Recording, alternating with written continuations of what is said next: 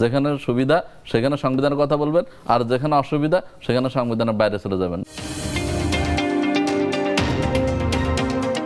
বিদেশি নাগরিকের কি মন্ত্রী হওয়া উচিত, বা বিদেশি নাগরিকত্ব যদি থাকে তাহলে কি সেটা পরিষ্কারভাবে জানানো উচিত?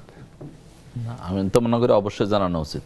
এবং এটা যেহেতু আমাদের হাবিব ভাই তখন খুব নরমভাবে বললেন, খুব শক্তভাবে এখন আর বলতে পারতেছেন না, কারণ অবস্থা তো দুর্বল।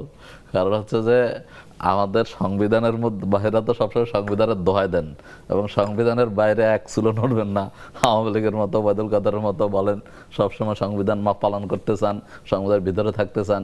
তো সংবিধানে তো এই যে 67 নম্বর অনুচ্ছেদে হচ্ছে যে যারা হচ্ছে মানে এমপি হওয়ার অযোগ্যতার ক্ষেত্রে একটা হচ্ছে যে বিদেশের নাগরিকত্ব, এবং মন্ত্রী হইতে হলে এমপির যোগ্যতা থাকতে হবে।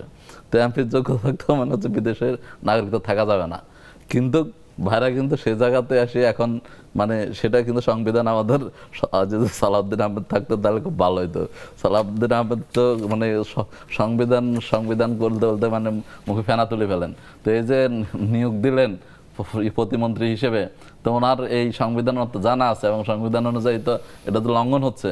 তো সেটা তো উনি স্বরাষ্ট্রমন্ত্রী, এত আইন বিশেষজ্ঞ, তো উনি থাকতে এটা কেমনে লঙ্ঘন হয়, তিনি তো সেটার ব্যাখ্যা দেওয়ার কথা ছিল।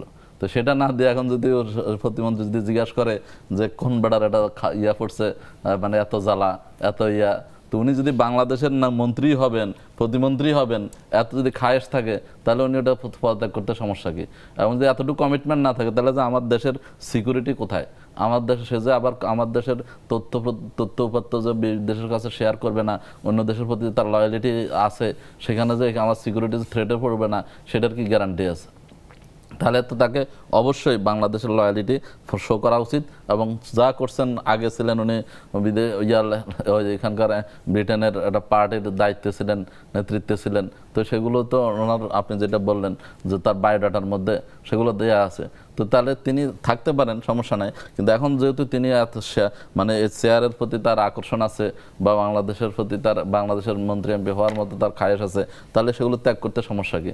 আর এতটুকু যদি ত্যাগ করতে না পারেন, তাহলে কেন আমি আমার দেশের তাকে মন্ত্রী বা প্রতিমন্ত্রী হিসেবে তাকে কেন আমাকে মেনে নিতে হবে? তাহলে এটা তো কন্ট্রাডিকশন এবং ভায়োলেশন, স্পেসিফিক মানে সুস্পষ্ট ভায়োলেশন সংবিধানের। ওনারা সংবিধান সব জায়গায় নিজের সুবিধা মতো, যেখানে সুবিধা সেখানে সংবিধানের কথা বলবেন, আর যেখানে অসুবিধা সেখানে সংবিধানের বাইরে চলে যাবেন, নিজের মতো ব্যাখ্যা দিবেন। তো এটা তো হইতে পারে না।